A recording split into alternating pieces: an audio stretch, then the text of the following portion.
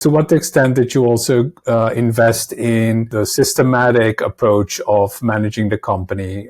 Frameworks probably before they were called OKRs, things like a one-page strategic plan, the offsites you already mentioned. How much of the systematization did you guys commit to at that stage? Yeah, a lot, and more as we got bigger. And we changed them too. It wasn't like we just kept adding and adding and adding and adding to the pile. Like we would swap things in and swap things out. But the job of scaling up a company and an organization is the job of systematizing things. And the job of building, kind of programmatic ways of working. So frameworks become incredibly important, and they drive the whole business forward. So the planning cycle, which includes, goals and reporting and OKRs or whatever you want to call them, that becomes like the lifeblood of the company. I refer to those things as like the operating system of the company.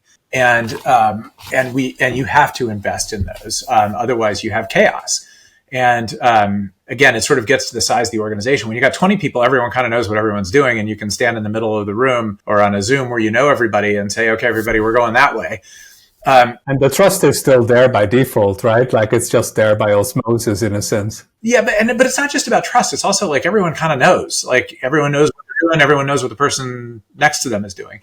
And that does break down at some point if you don't create structures and mechanisms for people to really be able to connect the dots on their own, to be able to, kind of function in a high throughput way, then things break down. So investing in things like your, all these I would bucket under operating systems. Some of them are actual software systems, and some of them are just routines or practices.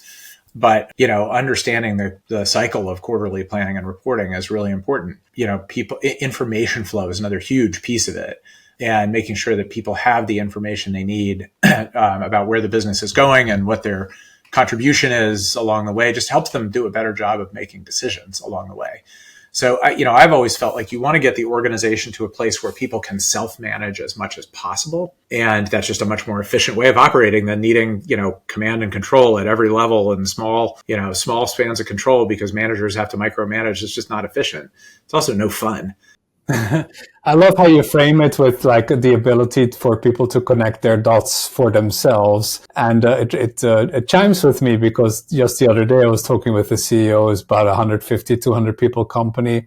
And he's so obsessed with, I have to explain this to people more. I have to explain this. And of course, that goes in conflict with that stage. You probably want to manage a lot more through asking questions rather than by dumping your brain onto people, right? How do you feel about that balance? About asking versus telling? Explaining versus just telling. Yeah. I mean, look, one of the things I say, which it sounds self-contradictory, but is not, is as you scale, you have to spend less time talking and you have to spend more time talking. And what I mean by that, I'll actually take it in the reverse order. You have to spend more time doing kind of mass communication. And, as I always say, by the time you're sick of hearing your own voice about something, it's just the message is just starting to sink in.